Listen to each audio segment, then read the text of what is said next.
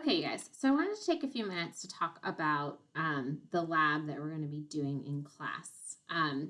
We didn't get a chance to talk about the laboratory technique, but because the lab is so time consuming, it would be really helpful if you guys could watch this video and be ready to jump right into the lab in class. So the whole purpose behind this particular lab that we're doing is we want to determine the rate law for this particular reaction. CV plus is actually a pretty complicated big molecule, but this little abbreviation stands for crystal violet. So it's a positively charged purple complex ion. Okay, so the CV plus is purple. And we're going to react it with some sodium hydroxide. The sodium is going to be a spectator ion. And that hydroxide is colorless. And these two things are going to react to form a crystal violet hydroxide compound, which is also colorless. And what we're seeking to do is we are trying to determine the rate law for this reaction, right? So the rate is going to be equal to K times the CV plus, and we don't know what the reaction order is with respect to the CV plus, so that's what we're trying to determine experimentally. And we also don't know for the hydroxide either. Now, in order to determine these exponents, remember we have two options. We could do multiple different experiments where we change the concentrations of these ions and measure the initial reaction rate and look and see, like, if we double this, does this double? If we triple this, does this quadruple? You know, like, what is the relationship between a change in concentration and a change in the initial rate? That's not what we're going to do. We're going to do the other method, which is where we just run one experiment and we watch concentration change over time. And then we make our graphs and we determine, is it zero order, first order, or second order? Now we have to do this one reactant at a time. And in fact, we're just going to do it for the CV plus. So we're going to just like pretend the OH minus doesn't exist. So really, we're just trying to determine, you know, half of the rate law. I think the pre-lab calls it the pseudo rate law or the pseudo rate constant, because we're just looking at the CV plus, okay? And the reason why we're calling it pseudo is because like it's kind of fake, because it's really only half the rate law. So what we're going to do is we're going to do this reaction, and what we need to measure, obviously, would be time in seconds. Okay, so we're going to watch time go by.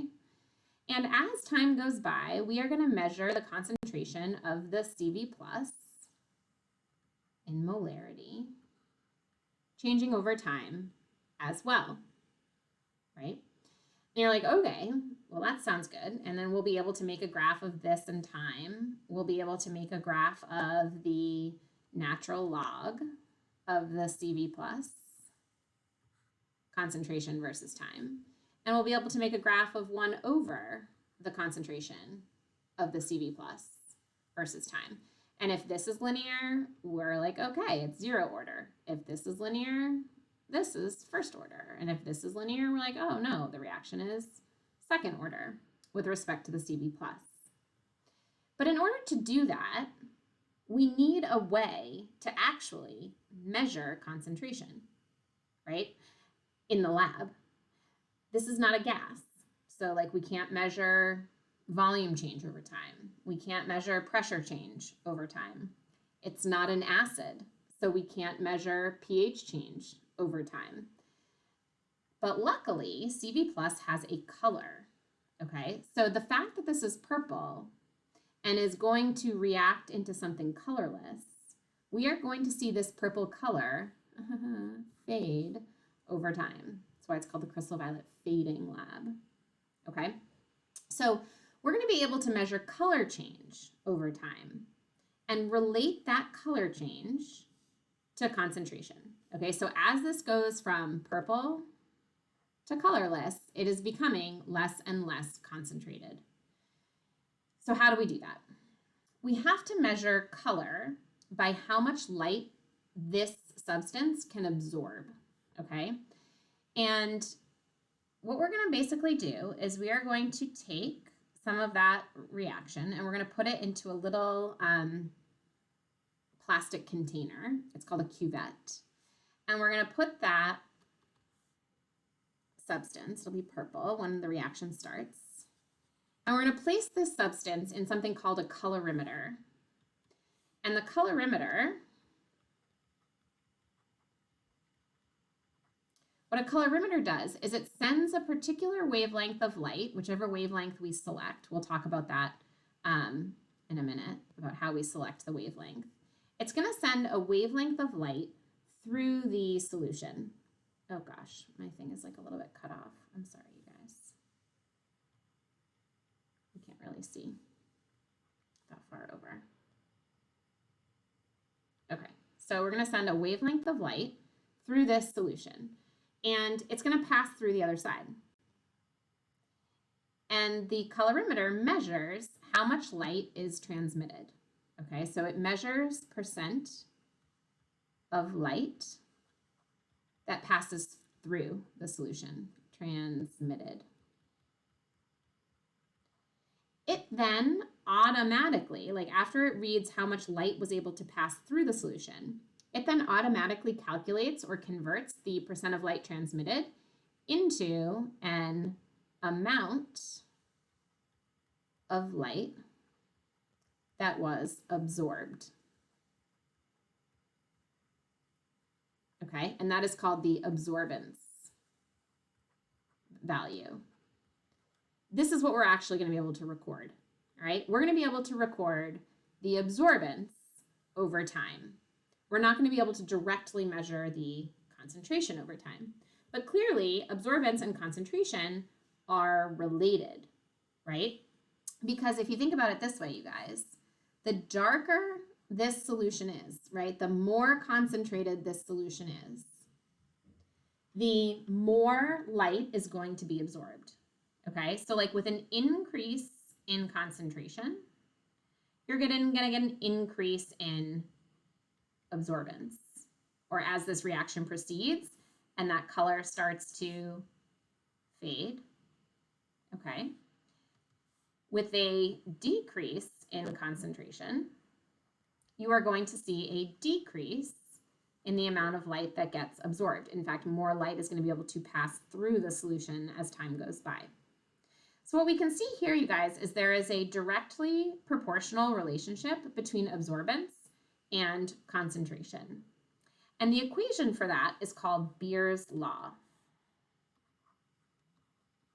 Beer's law states that the absorbance is equal to A, B, C. Isn't that nice?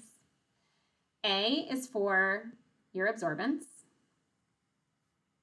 and C is for your concentration. Okay, so you can see when the absorbance goes up, the concentration is going to be going up proportionally. And you're like, okay, well, what the heck are A and B, right? A is a constant. It's an absorptivity constant. And B is what we call the path length. How far that light needs to travel between where it's emitted from in the colorimeter to where it is read in terms of transmittance. It's like, how big is this cuvette? You know, how far does this light have to travel? That distance right there of your cuvette is B, your path length. Now, luckily, we don't actually have to know A or B. Like, we're not going to actually plug into this equation every single time. What we care about is the fact that there is this linear relationship between absorbance and concentration. Like, when things have higher absorbance, they have higher concentration. When they have lower absorbance, they have lower concentration. And really, in fact, the most accurate way to determine what this relationship is, this proportional relationship, is by making what we call a, oh my God, my mind is blanking, a calibration curve. Okay, so part one of the lab is making that calibration curve. calibration curve. Essentially what we're going to do is we're just going to grab, I think it's like 6 test tubes or something. 1, 2, 3, 4, 5, 6. And in those 6 test tubes, we are going to make solutions of known concentrations of CV+, right? So we're going to have like a really concentrated solution of CV+, a little bit less concentrated, a little bit less concentrated, a little bit less, a little bit less, and like barely any at all, okay? So these known concentrations we have to make using dilution. So if we go down to pre-lab question number 2, look, I'm skipping pre-lab question number 1. Pre-lab question number 2 tells us the known concentrations that we want. Oh yes, here they are. We want 25 micromolar, 2.5, 5, 7.5, 10, and 12.5. Okay, so we're gonna have, why did I put these things so far apart? We wanna make a solution of 25 micromolar. I made that one for you already. 12.5 micromolar. Are these just getting cut in half every time? No. 10, 7.5. Okay, 10 micromolar. 7.5.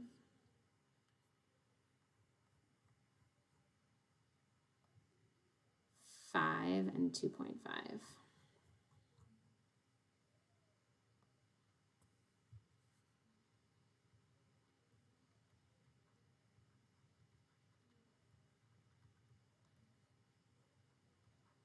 Okay.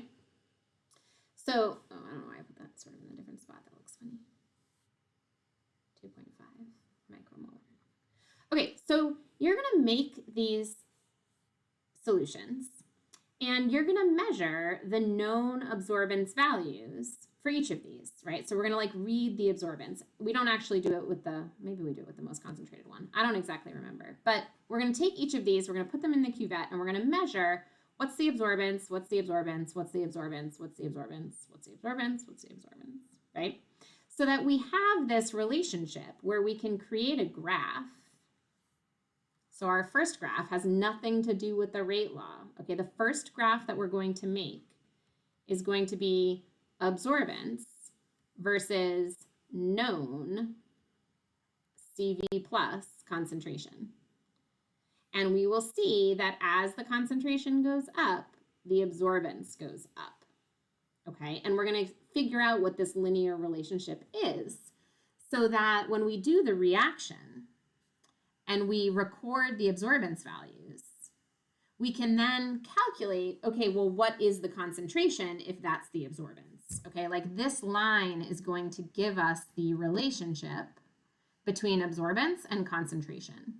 Okay, so that as time goes by and we measure time, and then we measure absorbance, we can then convert or calculate the concentration of the CV plus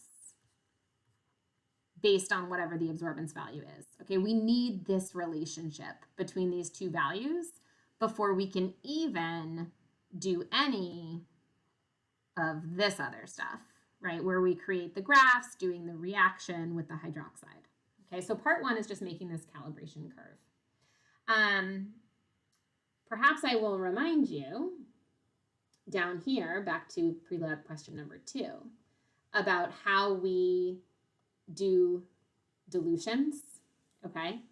So the stock solution is the 25 micromolar. Okay, this is the stuff that I made for you.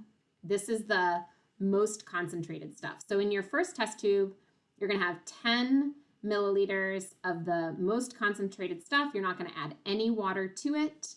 And so its concentration is gonna be 25 micromolar. Like that's the really concentrated stuff that you're gonna be using to then do your dilutions, okay? So in order to make a solution more dilute, you're gonna use the equation M1V1 equals M2V2, where the M1 and the V1 are your stock or your more concentrated solution, and your M2 and your V2 are your more dilute solutions, okay? So let's say, here, I'll do this first one with you guys. Let's say we want to make, and we want to make a total of 10 milliliters for all of these, right? So you notice like this one is 10 milliliters of the stock solution and no water. If we want to cut that concentration in half, we're going to use 5 milliliters of the stock solution and 5 milliliters of water. So you can see we're going to have 10 mils in all of these test tubes at the end, right? 10 mils total of solution. Okay, so if I want to make this 2.5 micromolar, right? That's the dilution that I want. I want 2.5 micromolar. And I want a volume 2. I want a total volume of 10 milliliters of it. You're going to ask yourself, how much of this 25 micromolar solution do I need in order to get 10 milliliters of 2.5 micromolar? Okay, so your V1, the volume of the stock solution that you're going to need. Oh, look, I can do this math in my head. 2.5 times 10 is 25, divided by 25. Volume, 1 milliliter. That's how much of the stock or the concentrated stuff I need to put into my test tube, okay? I need 1 milliliter of my really concentrated stuff. How much water do I need to add to that to get to a total of 10 milliliters? That's where the dilution comes in. 9 milliliters of water, okay? So the M1V1 tells you how much of the concentrated stuff do you need in order to add some water and get to a final concentration of 2.5. Okay, so like if I was drawing out what we're doing in this next test tube, we are going to put in here 1 milliliter of the really concentrated stuff.